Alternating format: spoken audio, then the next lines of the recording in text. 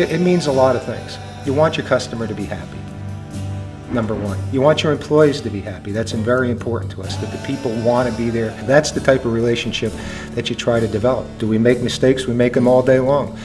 The difference is that we try to, it can't be a slogan, it has to be how you live your business. I hated the way that auto dealers advertised, and really, to me, it was condescending towards the customer. It was not truthful. I think you have to be a little bit edgy, you have to be out there a little bit for your message to resonate. There's so much clutter out there. If you don't have a message that resonates or entertains or makes people think, then I don't think you're going to get through to them. If you're always out there with the schlocky ads, banging them over the head with the price, you're not respecting that customer.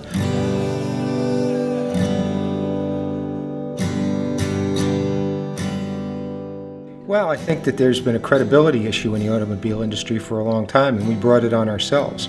So I think that's why we don't use the price point as much as a lot of the other guys, because the only price point that resonates with the customer is when you can't sell them the car for, because it's too cheap or too low, and that's where the bait and switch comes in. So I think the branding is really the only way that you can go today to be successful. Well, that's the part of more love. You know, what we tell the people is the truth. We care about our customers.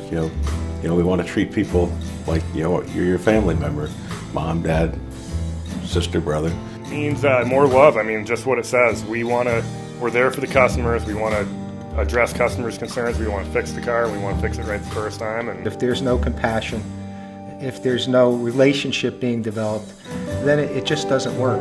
I mean, the idea of building loyalty comes from building a relationship. You can get frustrated at times with certain types of behavior that you encounter at car dealerships. You know, unfortunately, it's become, a cliche, those types of car dealerships, but they exist, all over the place. What we're gonna do, we're gonna create a gimmick, like a fake sale, with some balloons, or some balloons shaped like cars. Subsequently, and I don't want to speak for the viewers, but I think that choice to make a funny, humorous, witty spot implies that the viewer is smart enough to understand why we're being funny and that we're trying to sell something here. Well, I think the confidence that people have in the H team is the way that we can stand above some of the other dealers. I mean, they take very seriously repairing these vehicles. And because I think it's important for me to represent an organization that's this trustworthy. I can't go out there and have people go, hey, we went to Heritage and they were jerks down there. What are you promoting them for? Heritage. You'll see they have the selection and you will leave the lot with a lot more of this left in your purse. You know, when you love an industry, it's really not a task.